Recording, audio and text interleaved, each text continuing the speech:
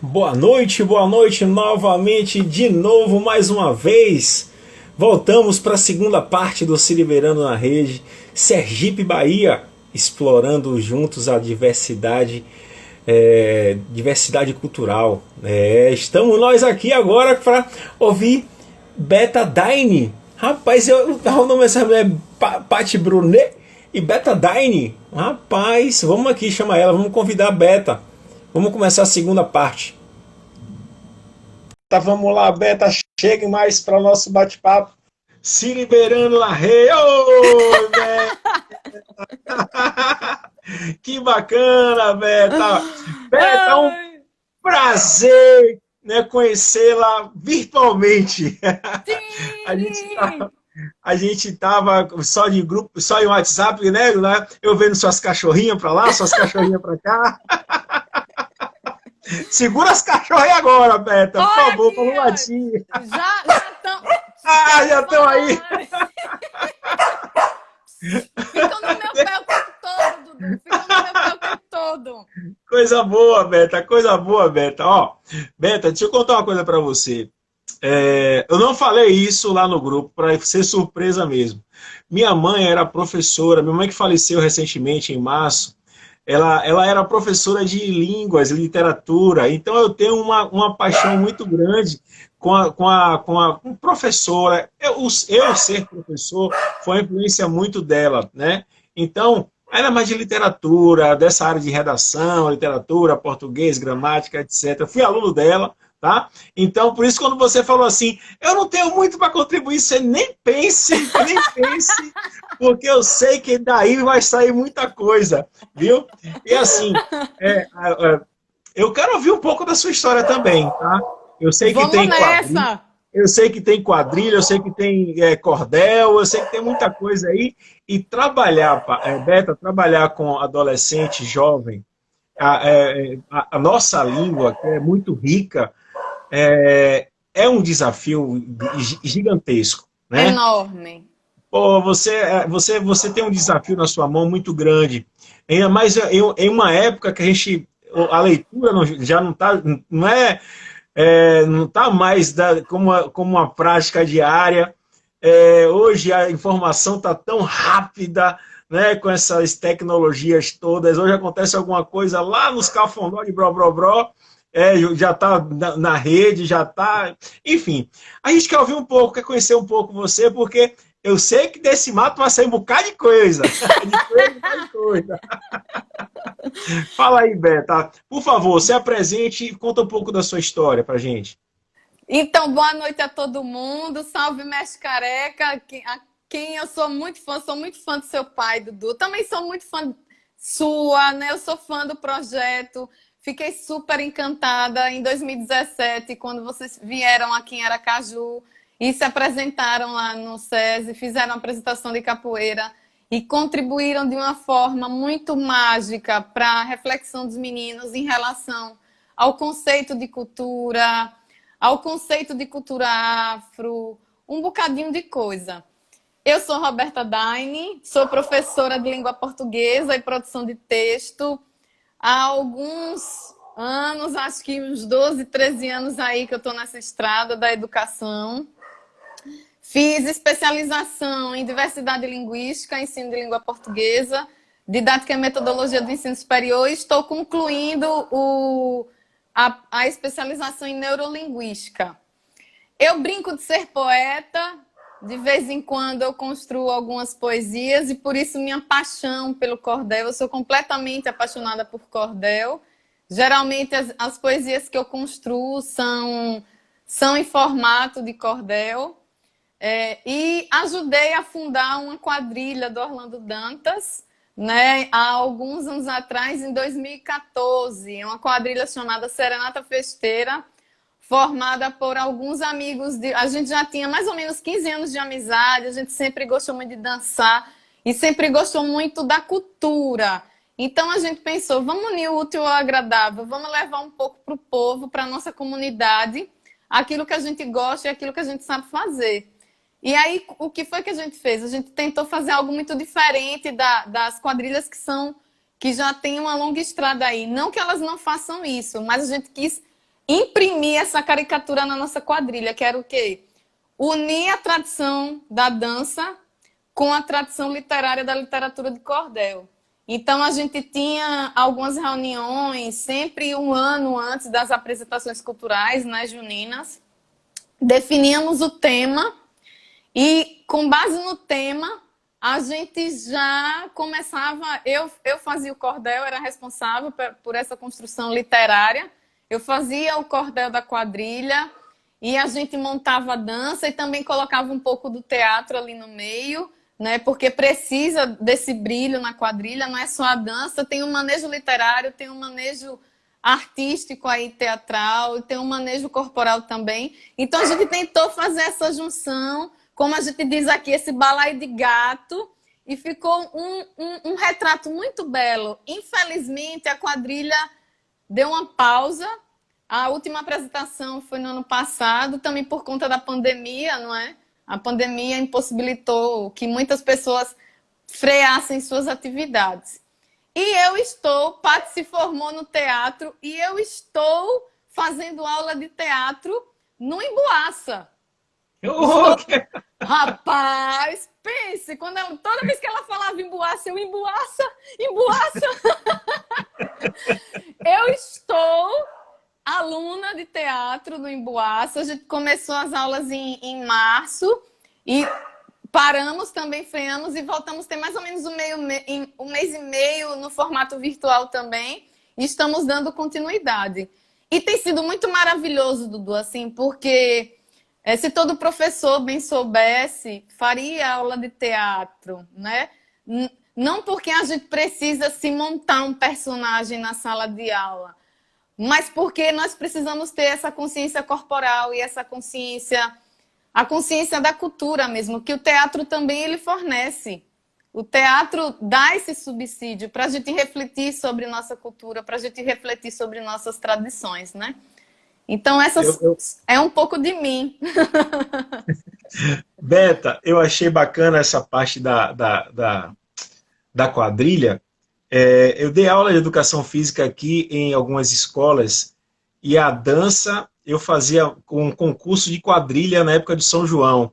E eu trazia todas essas tradições, contextualizava historicamente, e a quadrilha eu conseguia trabalhar a lateralidade, a questão de gênero, porque era o casal, e aí eu envolvia a interdisciplinaridade, trazendo-a para professor de português, porque tinha que fazer o roteiro, enfim, eu trabalhava a educação física, a dança da educação física com a quadrilha. Mas, Beta, eu queria saber o seguinte, você falou de tudo que é belo, mas tem aí um custo por trás, né? Que a gente sabe que tem figurino, a gente sabe que tem, não sei se a música da sua era ao vivo ou a música era som mecânico. Tem então, então tem os músicos, tem cachê de músico, enfim. Conta pra gente aí o lado das dificuldades, né? Como é que vocês conseguem a grana, o recurso para poder pagar o figurino, os músicos, enfim, como é que é essa parte aí das dificuldades? Olha, Dudu, como foi... tinha muito público adolescente, a quadrilha era muito dividida na geração da Jovem Guarda, né? A gente falava assim... Eu e os demais, a gente já tinha na base de 25, 26 anos na época. Hoje eu já estou com 32, amém, Jesus. A gente estava na onda aí da Jovem Guarda, mas tinha muito público adolescente. E a gente precisava ter muito cuidado com isso. Porque tem que ser muito delicado com essa questão da organização do projeto e também com a organização financeira. Então a gente fazia bingo, a gente fazia rifa... A gente vendia tinha alguns que tinham um manejo mais específico, tinham uma habilidade artesanal e a gente colocava para vender. Mas eu preciso dizer que tudo era feito por cada um de nós. Os vestidos das meninas, a gente tinha muito cuidado de deixar muito claro o figurino do nosso jeitinho. Então tinha que ser tudo muito artesanal. Então aqueles vestidões... Eles diminuíram um pouco, porque a gente queria fazer valer o visual para o público. Então, se tinha uma flor ali, a flor não era bordada. A gente costurava a flor e depois nós mesmas costurávamos nos nossos vestidos. Nossas coroas eram feitas por nós. E aí a gente ia atrás de uma costureira mais barata, a gente falava para a costureira a nossa história. Olha, a quadrilha ela é recente, é uma quadrilha jovem, mas a gente precisa continuar com esse projeto por conta disso, disso, disso. E aí ela pegava uma quantidade massiva, né, de roupa para fazer e barateava. Alguns foram raras as vezes que nenhum de nós precisou desembolsar. Em algum momento a gente precisou desembolsar um pouco. Mas o cenário era todo construído com objetos recicláveis.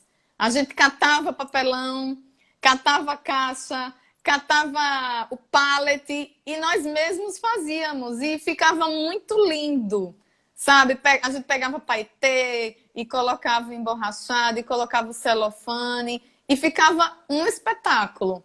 E os músicos, eles não cobravam. Não cobravam cachê. Então, porque era um momento de diversão para todo mundo ficava ali. Quem dançava se divertia. Quem tocava também queria se divertir. Então, a gente unia o útil ao agradável.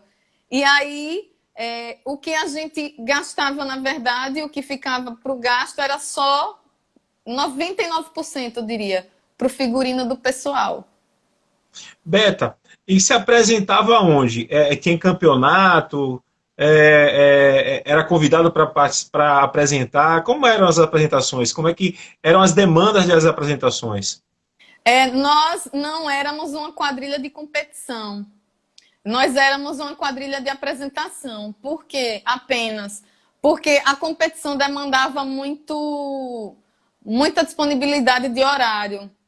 E muitos chocavam, o horário de muitos, porque um dos fundadores também tem uma empresa de turismo e ele precisava viajar bastante. Então, quando a gente fundou, a gente pensou no seguinte: olha, precisamos definir, nós vamos competir ou nós vamos nos divertir? A gente vai fornecer a cultura ou a gente vai competir? E a gente pensou, não, vamos só nos divertir e levar diversão para o público. E assim foi feito. E aí, nas competições, nós nos apresentávamos. Geralmente a gente fazia a abertura de uma grande quadrilha, como a Unidos em Asa Branca, que você possivelmente conhece. Assum Preto, que é bem tradicional. Maracangaia. Nós também já dançamos com a Maracangaia. A Maracangaia é uma quadrilha belíssima, tem uma história fantástica. E, infelizmente, ela não existe mais, depois de longos anos. E aí, em 2016, o diretor da Maracangaia entrou em contato com a gente, para a gente um ajudar o outro, aí a gente acabou unindo as duas quadrilhas e nós fizemos uma apresentação belíssima. E a gente fazia esse misto quente. Tem registro disso, Beta? Vários registros. Você não quis levar a quadrilha para dentro das escolas, não? Ah, com certeza. Mas é como o Paty falou antes.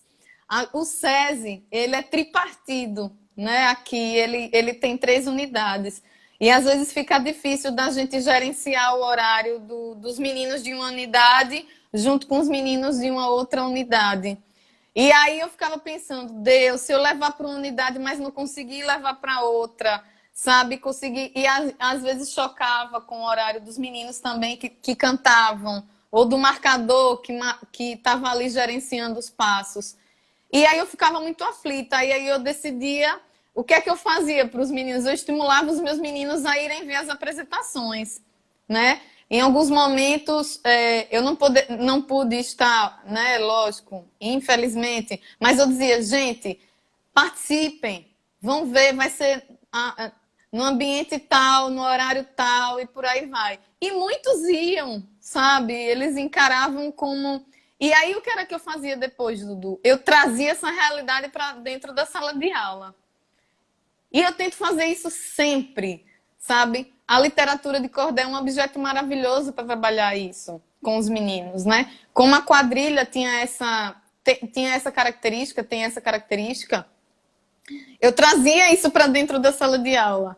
Gente, a literatura de cordel é um gênero específico, que traz uma realidade específica, e isso e aquilo, aí já trazia dança, e aí Paty abordava melhor, de forma mais acentuada, com a consciência corporal, através das aulas dela, e a gente fazia esse pincel maravilhoso.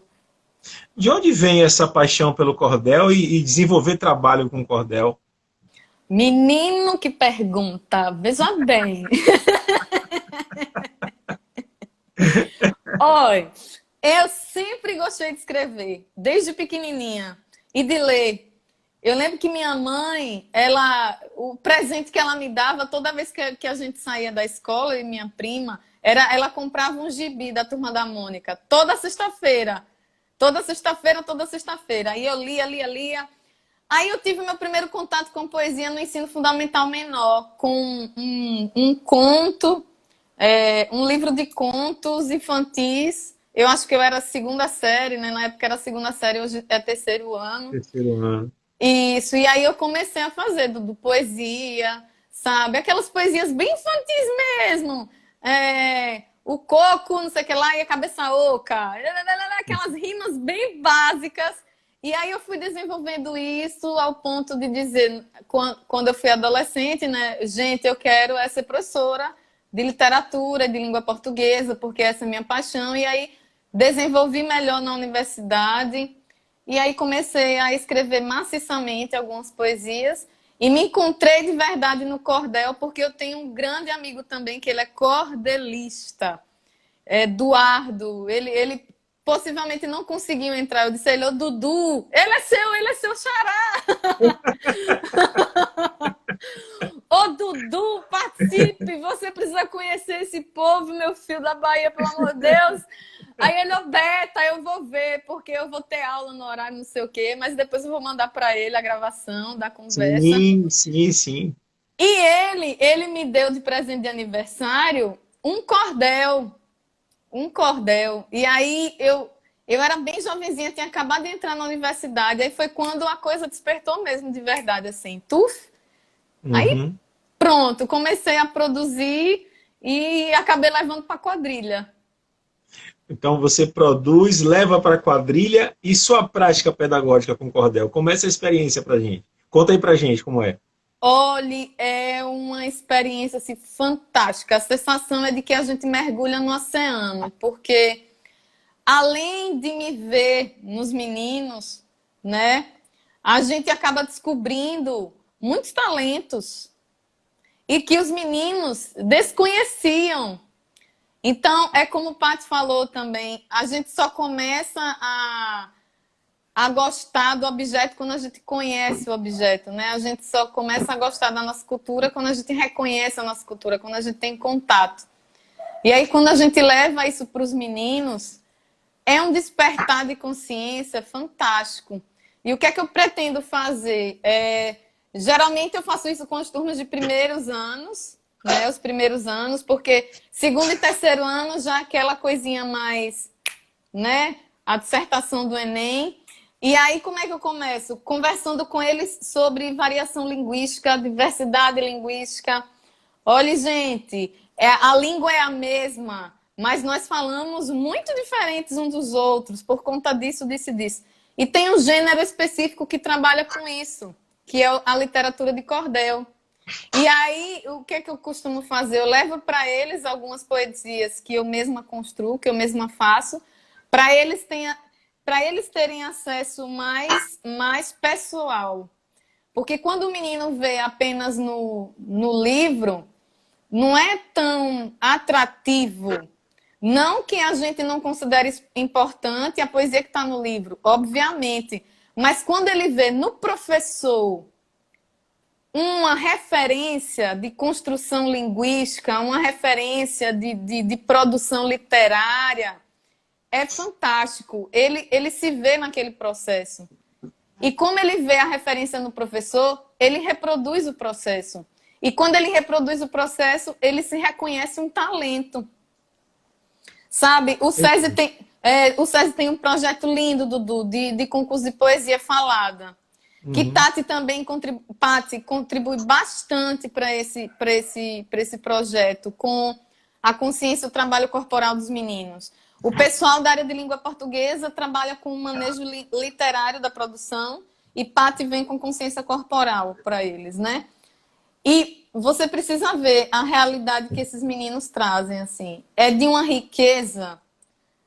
Eles têm a consciência do tema, eles conseguem reconhecer o tema como objeto do nosso mundo e eles trazem isso para o papel e do papel quando eles declamam, eles convidam o público. É como se fosse um convite a viver essa realidade. E a poesia é isso, a literatura de cordel é isso.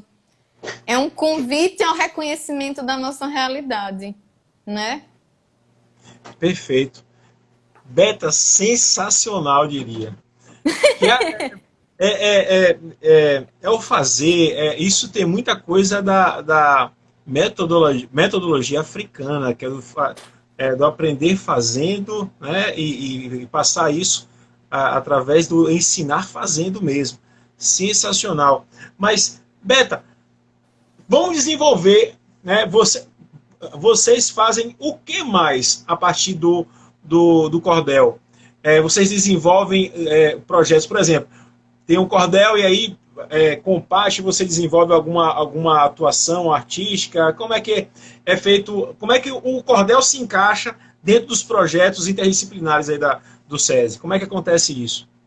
Ainda então, eles são bem específicos das turmas mesmo, sabe? Porque depende muito também do planejamento de outros professores, né?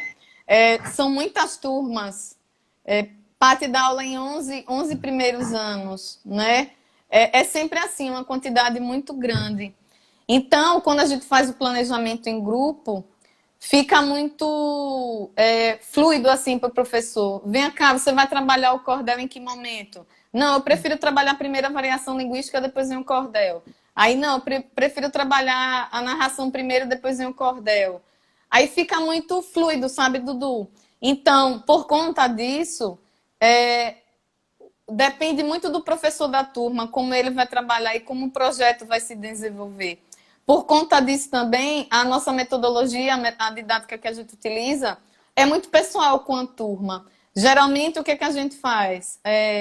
Nós fazemos algumas leituras, eu dou um tempo para eles poderem produzir, e geralmente eu dou um mês ou 25 dias, 20 dias, e depois nós fazemos uma partilha. Nós fazemos uma roda de leitura, que eles, em primeiro momento, odeiam, mas depois eles adoram, porque eles se veem protagonistas do processo e eles declamam as poesias deles. Eles fazem com que os outros reconheçam e conheçam o texto deles. E depois disso a gente acaba desenvolvendo outras coisas, mini contos, crônicas e por aí vai. A gente participou, você estava participando do projeto que a gente participou. Você estava envolvida, né? Foi um momento muito único para a gente. Primeiro que foi uma aventura para levar os meninos. Nós fomos em 2 carros. Um dos carros quebrou já perto de Aracaju. Eu tive que ir e voltar, levando os meninos. Eu fiz uma baldeação. Foi uma aventura, foi sensacional. Mas antes eu preparei os meninos, né? Porque a gente ia aproveitar, não só fazer a apresentação, mas a gente aproveitou e passamos pelos pontos culturais de Sergipe, de Aracaju, e um deles foi o Museu da Gente Sergipana. Conta pra gente como é que foi esse momento, né? Porque eles ficaram ansiosos para participar, participaram, ficaram muito animados, porque eles se sentiram empoderados, os próprios artistas, né? E mesmo porque o Museu da Gente Sergipana, ele é sensacional porque ele é sensorial, a gente interage. Depois eu vou mandar para vocês no grupo da gente algumas fotos que a gente tirou com eles lá, não só na apresentação, mas também do museu. Conta pra gente como é que foi esse desenrolar de vocês aí no SESI, né? Porque pra gente foi um momento único, um momento máximo para a gente sair da Bahia, sair do interior da Bahia, para ir para uma outra cidade, uma outra capital, para uma capital, se apresentar em uma escola, estar em um auditório, e envolvendo os estudantes, envolvendo outras manifestações. Foi um momento único para a gente. Tanto é que até hoje os meninos falam e perguntam: quando é que a gente vai para Aracaju? Quando é que a gente vai se apresentar? Quando é que a gente fica? Ficam assim o tempo todo, né? E aí, conta pra gente como é que foi essa repercussão, a preparação, porque aquilo ali foi lindo. Foi um momento lindo que a gente percebeu. Quem é professor enxergava a intenção pedagógica que há por trás daquele momento. Então, conta pra gente como é que foi isso. Foi sensacional pra gente. Menino pra gente também. Tanto que eu disse, olha, como foi? Foi em novembro de 2017 que nós fizemos uma reflexão, nós fizemos uma semana de conscientização sobre a consciência negra. E aí vocês foram com um projeto, né, da capoeira e coisa e tal. Quando nós decidimos fazer isso lá com Flávia e Grace, lá no 7CC, aí ela falou do projeto de vocês. E logo de cara os professores tudo, meu Deus do céu, coisa linda. Só que nenhum conhecia, né? Só quem tinha contato era a Flávia, a nossa coordenadora. Eu acho que ela tá aí. Oi, Flávia! Beijo, Flavinha! Só ela conhecia. Menino, e quando vocês apresentaram, né? E os meninos acabaram... Depois teve eu não sei se você lembra, um momento de samba de roda, né? Que eu me esbaldei. Meu Deus, como eu me esbaldei. Eu me joguei com os meninos ali. Foi fantástico. E aquilo rendeu muitos frutos. Você não tem noção, Dudu. Nós acabamos... Aquilo foi só um dia, foi só um momento, foi só uma manhã. Mas nós conseguimos ainda trabalhar tudo que foi explorado naquela manhã, dias depois, dentro da sala de aula, como através de debate, através da partilha de narrativas. Eles construíram histórias através do que foi visto, do que foi percebido e do que foi sentido, né? Porque, veja só, é muito importante trazer essas manifestações culturais para a gente reconhecer a nossa cultura também e reconhecer também como o sistema tem funcionado, né? Essas manifestações culturais ajudam os meninos a reconhecerem o conceito de racismo, o conceito de preconceito racial, de intolerância religiosa, de intolerância racial e por aí vai. E quando você conhece o objeto, como o Pato falou, o olhar muda, né? E existem vários estudiosos aí, né, que conseguem nos comprovar que esse lance aí do preconceito, da intolerância, é uma questão estrutural. E nós, como professores, precisamos ajudar a desconstruir esse processo, né? E quando a gente participa de um momento como esse, meu Deus, é como se fosse uma varinha de condão. É a faca, o queijo e o rato na mão. A gente tem tudo para que o menino consiga desconstruir o olhar dele, né? Que foi padronizado, que foi estruturado. E aí eu aproveitei aquele momento para debater com eles sobre algumas vivências, sobre essa questão do preconceito racial, da intolerância racial. Depois eles construíram alguns textos, algumas turmas de segundos anos construíram algumas narrativas e apresentaram em roda também para a gente. E foi muito sensacional. Foi maravilhoso. Para a gente, como eu falei, você falou que foi 2018 ou 2017? 2017. 2017. Os meninos falam até hoje, né? Quando é que a gente volta? Quando é que a gente vai lá de novo? Quando é que vai ter? Cadê Flávio? Não vai chamar mais a gente, não? Fica nessa... Beta, eu comecei a nossa conversa, nosso bate-papo, falando uma coisa sobre a dificuldade que temos hoje da leitura, né? Para esses jovens, para esses adolescentes.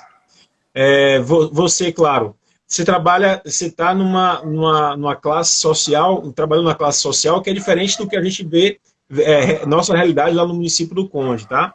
Sim. Mas aí eu falei também da tecnologia. Vocês fazem essa ponte, né? Essa ponte você tem dito muito do sentir, da identidade, né? Eu acho que essa pandemia veio fazer com que a gente também mudasse um olhar com relação a essa tecnologia, essas ferramentas tecnológicas. Aí eu pergunto para vocês conseguem extrapolar, por exemplo, o cordel para algo tecnológico, que isso desenvolva tecnologia? Vocês devem estar, não, vocês estão tendo aulas online, né? Como é Isso. esse momento para vocês e como é trabalhar com essa tecnologia? É o conhecimento literário que a gente está no fazer, né? Ali lendo o livro. Hoje você não está. Hoje você não consegue, por exemplo, a gente está tendo dificuldade para ter aula. A gente não está tendo aula de capoeira para os meninos, porque não são todos os nossos que têm celular Acesso. ou computador. Não tem acesso, entendeu? Então, como está sendo esse momento e de vocês estarem extrapolando esse conhecimento para o lado tecnológico? Não sei se eu estou sendo entendido, né? Como Sim, é eu isso? Como é que está entendi. sendo isso para vocês? Porque está sendo muito difícil. Para a gente está sendo muito difícil. Como está sendo para vocês eu diria que o cordel ou até as próprias aulas estarem utilizando agora essas ferramentas tecnológicas? Como é que está sendo esse momento para vocês? Completamente desafiador e um convite à reinvenção. Porque, Dudu, a tecnologia vai nos acompanhar para sempre. E a gente, infelizmente ou felizmente, tem que estar em consonância com ela aí o tempo todo, né? Em relação à produção de texto, né? Aí entram a produção dos meninos dos vários gêneros textuais, tanto a dissertação quanto a literatura de cordel. Durante esse momento, eu ainda não tive a oportunidade de trabalhar a literatura de cordel com os meninos, porque eu tenho tido aula somente com os meninos dos terceiros anos, né? Por conta desse novo modelo virtual aí alguns ficaram com os primeiros, outros ficaram com os segundos, outros ficaram com os terceiros. Eu fiquei com os terceiros anos, mas eu posso falar um pouco dessa realidade da produção dos meninos dos terceiros anos para esse modelo virtual. É um processo de costume assim que ainda não acabou, a gente ainda está digerindo, porque nem tudo que a gente fala a gente pode escrever. E isso vai além, na verdade, do modelo virtual, né? Os meninos, é muito claro, eu sempre falo isso para a gurizada, na hora da produção, nem tudo que a gente fala a gente pode escrever. Só que eles estão escrevendo para mim no computador. E aí o que acontece? É diferente. Quando você escreve no papel, não existe um corretor automático para ali dizer, ô menino, você está escrevendo errado. Não No tem, não tem, Word. não tem o Ctrl+C, Ctrl+V, né? Não tá isso. Então, aí o menino lá, quando está escrevendo no Word, aí o corretor automático vai lá, aí deixa a palavra sublinhada, ele já se liga, ó, tem alguma coisa errada aí, eu fiz alguma coisa errada, eu coloquei uma pontuação errada. Ele vai, desconstrói, faz um outro processo e acaba mandando. Mas porque é importante a gente conversar sobre isso, né? Como eu disse, isso vai além do modelo virtual. Nem tudo que a gente fala, a gente pode escrever no documento, porque essa é uma frase da minha avó, uma grande mestra da minha vida, né? O que a gente fala vai ao vento, e o que a gente escreve fica em documento. Legal. O que se escreve fica documentado, e o que a gente fala vai pelo vento, vai pelo ar. Só que na nossa área da linguística, da linguagem, da língua portuguesa, o que é que a gente pode pensar, o que é que a gente pode extrair desse processo? É que existem dois tipos de comunicação, é a comunicação oral e a comunicação escrita. Na comunicação oral, o que vale é a comunicação rápida. Você entendeu o que eu falei? Então tá de boa. É isso que a gente tá fazendo aqui agora. Sabe? Uhum. A gente já falou algumas gírias, a gente já falou alguns termos inadequados, mas você compreendeu o que eu falei, eu compreendi o que você falou, o pessoal compreendeu o que nós falamos, e é isso que importa, porque a mensagem, ela está sendo absorvida, mas no papel não. O que vale para o papel, além da comunicação ser efetivada, ser absorvida, é a obediência à norma culta, a linguagem formal, né? Que existe esse sistema aí padrão da língua, que não é só na língua portuguesa, é em todas as línguas. Os canais linguísticos, eles seguem essa premissa, né? E é isso que a gente deve pensar, é nesse princípio que a gente deve se sustentar. E também tem outra coisa, Beta, que é a rapidez, né? A rapidez e as coisas para os jovens, os adolescentes hoje, eles estão muito fluidos, o negócio está muito fluido, está muito efêmero, sabe? Aquela coisa muito...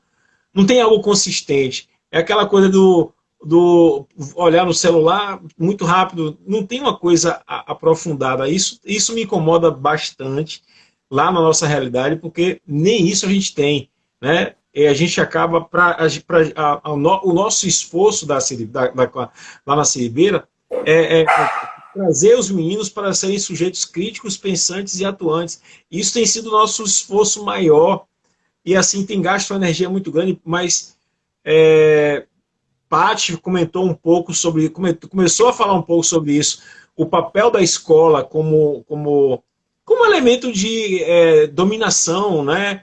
Aparelho ideológico de dominação, e que o município do interior da Bahia passa por isso e não tem jeito. Nós somos, os meninos, a maioria dos meninos e as meninas são massa de manobra.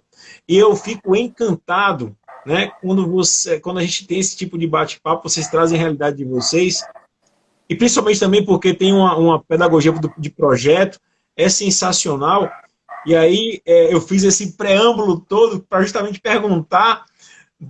Nesse momento, ó, eu perguntei sobre a tecnologia, mas eu ia perguntar quais são os projetos que estão sendo ou que vão ser desenvolvidos. Eu acho que vocês devem estar aí indo para o terceiro trimestre do ano, não sei como é que deve estar, mas eu quero saber o que é que vocês têm em mente com relação aos projetos, porque a gente vivenciou o projeto com vocês, apresentamos, trocamos experiência, energia, foi bem bacana.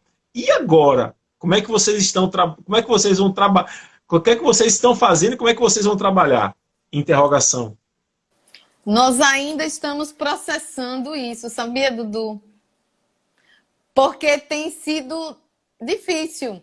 Nós temos um projeto aqui muito belo, além do concurso de poesia falada, que é o Relendo a Obra. É um projeto que se baseia no seguinte, nós fazemos as duas coisas. Nós estimulamos a leitura do menino e nós estimulamos a produção dele. O que é que ele faz? Ele lê a obra que a gente orienta lá no início do ano, paradidático, a obra literária, e ele vai ter que reconstruir essa obra através da realidade de mundo que ele conhece, através da leitura de mundo dele. Então ele pode inserir ou retirar personagens, ele pode mudar um pouco o enredo, ele só não pode tirar a essência da história. E aí, quando ele faz essa releitura, entra aí as variações linguísticas regionais, entram aspectos muito pessoais da vida de cada um deles, entram estereótipos, literários ou não, entra um bocadinho de coisa. E com esse modelo virtual, a gente ainda não conseguiu pensar como é que a gente pode fazer isso? Porque eles não podem se encontrar para poder... Porque é uma apresentação teatral, né? Eles fazem a leitura, produzem a releitura e depois eles apresentam. Então, com esse modelo tem sido um pouco muito complicado e a gente ainda está tentando processar como é que a gente vai fazer esse projeto ou como a gente pode trabalhar outros projetos, que na verdade... O que eu penso é que a gente vai precisar criar outros projetos que consigam se adequar a essa realidade de agora, não é? Caramba! Eu achei que vocês já tivessem desatado o nó, já tivessem já produzido alguma coisa, aí eu tô querendo aqui roubar alguma coisa, tô só aqui, sabe? Mas Beta, a gente vai ter que... Ó, eu tenho umas sugestões, a gente vai conversar isso depois, tá? A gente Tá. vai ver. Primeiro começa do quantitativo de alunos, para depois a gente. Enfim, é viagem minha, eu viajo com você depois. Como é que está sendo essa experiência agora? É, teatro. Você falou tão bonito, de uma forma tão bonita que, ó, eu tenho um princípio, eu tenho um conceito que todo professor e toda professora, ele é um artista. Porque ele está ele tá numa cena, todo mundo está prestando atenção a ele, e sempre que está ali é um personagem. Somos assim, né? Somos É, assim. Tanto é que Flávia puxou minha orelha, porque na apresentação da minha palestra lá, que eu fiz antes da apresentação dos meninos, eu soltei alguns nomes, caramba, e aí ela Dudu, você é maluco, Dudu, rapaz. Eu digo, Flavinha, eu tô próximo dos meninos, eu tenho que falar a linguagem dele, mas recebi o puxão de orelha, então é que eu tô desde aquela época e agora então que eu tenho exercitado bastante, porque eu não quero mais falar palavrão assim abertamente. Mas aí é isso, eu quero saber como é Beta no curso de teatro, né? Como é que e já está em quanto tempo que já está no curso, já está atuando, como é que está sendo essa experiência? Conta aí pra gente. menino, tá sendo uma experiência fantástica, porque eu já fiz, na verdade, eu já fiz parte de um grupo de teatro do Orlando Dantas quando eu era adolescente, dos meus 15 até os 19, 20 anos. Só que era tudo muito amador, né? Aquela coisa amadora. E depois veio a quadrilha, que quem declamava o cordel era eu produzia e eu declamava junto com o marcador, o cordel. Então já tinha aquela coisa mais, né? Precisava ter a coisa teatral. Só que agora, estudando como o teatro ele é processado, como ele é construído, tem até me facilitado a produzir as minhas aulas, a entender alguns aspectos da minha disciplina, que é a língua portuguesa e a produção de texto. E tem sido uma descoberta fantástica, assim, pessoalmente falando, né? Meu corpo também tem se expressado melhor. Minha comunicação também tem se expressado melhor, né? Eu tenho a comunicação, ela está conseguindo ser mais objetiva e objeta também. E as aulas começaram em março de 2020. E quando começou, veio a pandemia. Então nós só tivemos um mês. Na verdade, nem chegou a um mês, Dudu. Acho que só chegaram a 3 semanas. Quando a gente ia engatar já em algumas produções literárias para poder fazer as apresentações, começou a pandemia. Nós começamos a ter contato com a instrumentalização, que é preciso também, a consciência corporal. Aí veio a pandemia. Frida, licença. Aí veio a pandemia. Quieta, Frida! Ela quer falar. Oh. Aí veio a pandemia. Aí ficou abril, maio, junho. 3 meses, todo mundo parado. No meio de julho, nós voltamos a ter a aula através do formato virtual. E estamos aí. A gente já fez a nossa primeira produção literária, cada ator produziu. E a gente está se preparando para poder fazer a apresentação, que não vai ser corpo a corpo, mas vai precisar ser virtual. Tem sido uma reinvenção, tem sido uma descoberta fantástica e tem sido uma nova paixão também, porque como você disse, eu também carrego isso. Todo professor, ele é artista. E é necessário que todo educador, todo professor tenha essa consciência, né? Porque a gente precisa chamar a atenção do menino o tempo todo. Se a gente não criar subsídios corporais, linguísticos, a gente não vai conseguir, não vai ter muito sucesso. Beta, você tem experiência em escola pública? Não, só na época que eu fiz um estágio que durou 2 anos. Eu fiz parte de uma bolsa de iniciação à docência antes de me formar. E aí eu fiquei 2 anos numa escola pública lá do bairro América. Não sei se você já ouviu falar. Do bairro Não. América, aqui em Aracaju, conhecido como bairro do Amor. O bairro América. E era uma realidade muito desconfortável. Não para mim, para os meninos, eu percebia isso, né? Uhum. E foi, eu preciso dizer para você, foi um momento em que eu consegui afirmar o meu propósito como professora, sabe? A carência era muito grande em muitos aspectos, não somente os aspectos físicos e financeiros, mas afetivos e de conhecimento também, sabe?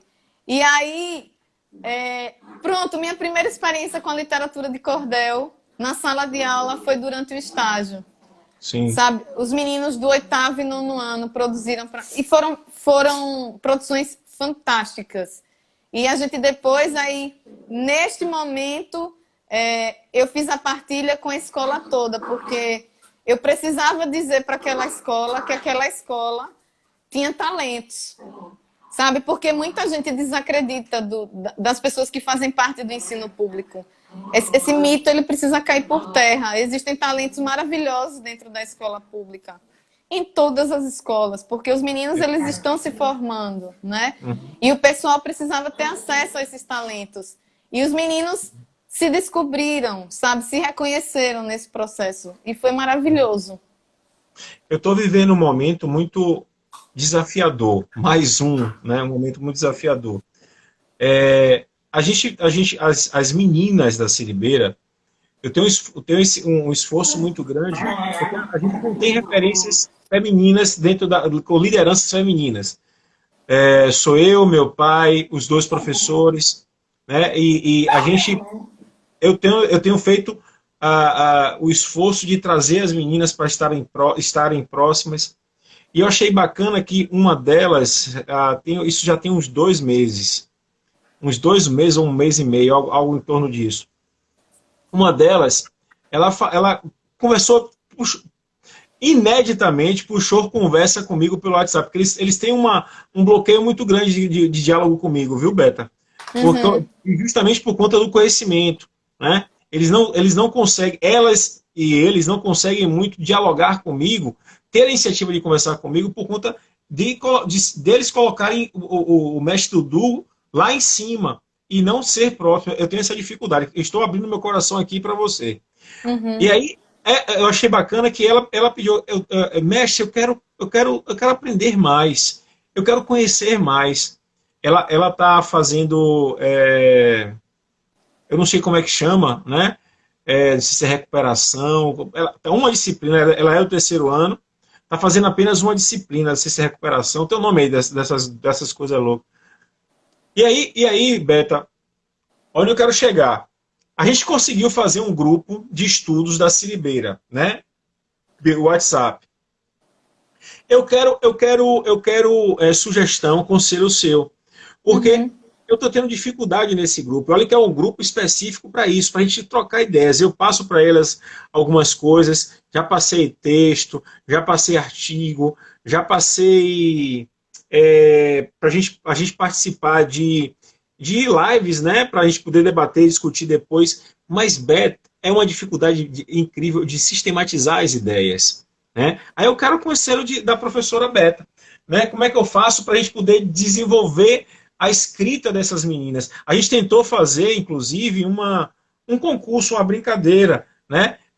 de fazer a música de capoeira, ou então também escrevesse alguma coisa sobre a Siribeira, enfim. Passa a manha para a gente aí, Beta, por favor, para a gente poder despertar, principalmente nesse grupo, né? Como é que a gente pode avançar, né, com essas meninas? Tem 2 ou 3 meninos também, mas a maioria delas são meninas. Eu quero o conselho de Beta, da ProBeta. Todo ser humano é um poço de informações. E a mulher, então, meu irmão, se a mulher colocar no papel tudo que ela pensa e tudo que ela vive, nossa, vai dar um livro. Interessante você partilhar isso, Dudu, porque, veja, eu acho que foi antes de ontem, hoje é sexta-feira, estava conversando com minha irmã, a gente sempre, grupo de família é aquela coisa, né? E aí ela falou, ela fez uma pequena abordagem sobre como foi o dia dela com o meu sobrinho, o filho dela. E aí eu disse, Babinha, eu sugiro a você que você me compre uma agenda, não para mim, você vai comprar para você. E você vai começar a fazer esses registros na agenda para você tanto acompanhar a evolução de Gugu, que é o meu sobrinho, filho dela, quanto estimular a produção dele, que ele está em processo de letramento, de alfabetização agora, quanto estimular a sua criatividade, porque você é mãe, você é tida como referência. O que você fez para mim agora foi um mini conto, e você nem sabe que foi um mini conto. Então, começa a fazer esses registros, e depois eu dou uma verificada, eu dou uma olhada, se precisar estruturar, enfim.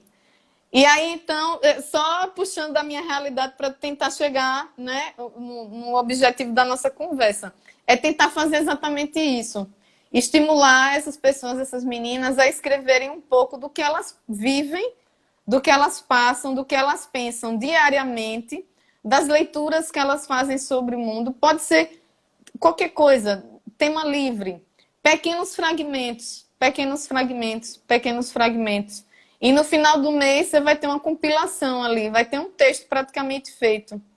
E depois fazer esse reconhecimento linguístico do que foi escrito, do que foi pensado, se aquilo pode ser mudado, se está de acordo com as convenções linguísticas e gramaticais e tudo mais. A pessoa, a menina, o aluno, ele vai se sentir estimulado diariamente a partir dessa produção. Porque ele não está produzindo uma realidade que ele desconhece. Ele está produzindo a própria realidade. Ele está reproduzindo no papel a vida dele. É como se fosse uma espécie de diário, mas não é. Porque isso vai ganhando um formato meio que impessoal, de acordo com o tempo. Em primeiro momento vai ser muito pessoal, porque ele está escrevendo para ele. Mas diariamente ele vai ganhar um olhar mais impessoal. E ele vai se reconhecer naquele processo, vai se reconhecer naquele talento, e ele vai se sentir estimulado a produzir, a ler e a se comunicar. Porque a comunicação nada mais é do que isso, é o resultado das nossas leituras, das nossas escritas, das nossas leituras sobre o mundo, das nossas leituras em livros, das nossas leituras sobre pessoas, né? Quando a gente tira uma conclusão sobre uma pessoa, a gente está fazendo uma leitura sobre ela, né? Assim como a gente tira uma conclusão de uma situação, nós estamos fazendo a leitura da situação. E quando a gente passa isso para o papel, é fantástico. Eu achei bacana porque quando você estava respondendo, ó, eu postei lá no grupo o card do nosso Siriberando com vocês. E eu até comentei, vale a pena vocês participarem e tal. Não só de vocês, mas os outros também, né? Semana passada, etc. Falei da importância de estarem assistindo, mas a gente tem um problema também, Beta, que nem todas têm internet. Também é complicado. Eu achei bacana que na hora que eu perguntei sobre esse conselho para você, eu achei bacana que Mestre Lucas entrou. Mestre Lucas é daí de Sergipe, é um cara que eu sou fã de Mestre Lucas, amo de paixão o Mestre Lucas. Ele foi uma das pessoas, inclusive, que lá, quando as meninas começaram a provocar esse grupo de estudo, eu liguei para ele me orientar. É uma pessoa que é um cara que é irmãozaço. Né? Em 2009, quando eu tive aí dando aula na Federal de Sergipe, eu ficava na casa do Mestre Lucas, aprendendo muita coisa com ele, dando minhas caminhadas com ele, depois minha sopa de mocotó que eu tomava aí eu amo sopa de mocotó. Eu também não conhecia a Beta, mas o Mestre Lucas comigo que me apresentou. Depois de nossas caminhadas, a gente acabava num lugar que tinha bolsa ou tinha sopa, era bem bacana. Mas, Beta, eu achei bacana. A gente vai desenvolver mais essa sugestão. Tá? Eu quero pegar as manhas. Eu estou achando que a gente não vai terminar aquele grupo. Aquele grupo tem que continuar, porque vocês têm que me ensinar muita coisa. Vocês têm que me ensinar. Pra gente também, óbvio. Sim, a gente vai trocar experiência lá. E assim, como eu falei para vocês, passa rápido. E a gente aqui já está no final do nosso bate-papo. eu falei para vocês, eu combinei só com vocês o seguinte, ó, a gente vai conversar e faltando 10 minutos, eu vou agradecer, né, mais uma vez vocês terem aceito esse desafio, que tanto para vocês e para mim também, porque eu não conheço, né, o que é que vocês fazem, eu fiquei aqui encantado, já era fã de vocês, eu fiquei mais ainda fã de vocês, né, e assim, muito obrigado de coração. E eu quero deixar a palavra para você agradecer, mandar beijo, mandar cheiro para quem você quiser, cheiro para Frida, para todo mundo. Ô, Dudu, olha, eu não consigo nem expressar o sentimento de gratidão e de carinho, assim, porque sou muito suspeita para falar, porque eu sou tiete do projeto desde 2017. No mesmo dia que vocês se apresentaram, quando cheguei em casa, eu adicionei o Mestre Careca no Instagram. Um beijo pro seu pai, sou fã de Mestre Careca. Sou fã do projeto de vocês. E não conheço todo mundo que faz parte, mas tenho certeza que vocês vibram nessa mesma energia, nesse mesmo propósito. E o mundo precisa disso, de pessoas que se comprometam com propósitos, né, de inclusão e de reconhecimento de talentos e de reconhecimento enquanto pessoas e de sujeitos no mundo, né? Porque é isso que vocês fazem no projeto de vocês, né? Vocês fazem com que os meninos reconheçam a importância deles enquanto sujeitos sociais. E o professor, ele precisa fazer isso. Então, esse diálogo foi fundamental, assim. Essa troca, ela precisa ser feita por todo professor, sabe? Porque nossas experiências se somam, nossas leituras de mundo se somam. E os meninos acabam aprendendo muito mais com a gente, né? Quando a gente partilha nossas experiências de mundo. Eu quero mandar um beijo para todo mundo que acompanhou aí, os meninos que fazem parte do projeto, que eu vi bastante, né? Um cheiro no coração de todo mundo. Que Deus abençoe vocês. E, Dudu, que Deus abençoe muito vocês, sua caminhada. E a caminhada da Siribeira. E eu vou estar na capoeirada. Eu também já fiz capoeira, esqueci de falar, mas só fiquei 2 meses porque eu fiquei com trauma, porque não consegui dar estrelinha. Volte, que a gente vai quebrar esse seu trauma. No auge dos meus 12 anos, Dudu, entrei na capoeira na escola. Pô, amo capoeira. Aí o professor, vamos aprender a estrelinha. Menina, a única que não conseguiu, eu fiquei com trauma e saí. Mas um dia eu volto. Volta, a gente quebra esse trauma seu, viu?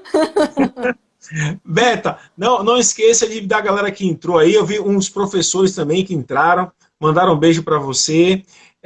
A galera que entrou, adicionar o Instagram da Siribeira, eu vou postar aqui, depois quando terminar eu posto aqui. A gente também vai lançar lá no canal do YouTube, tá? Lá da Siribeira. Vou mandar para vocês divulgarem. Mais uma vez, Beta, eu tô encantado com a experiência de vocês e pela pessoa que vocês são, tá? Obrigada, Dudu. Eu já sou fãzaço, né? Virei mais ainda agora, tá? Idem.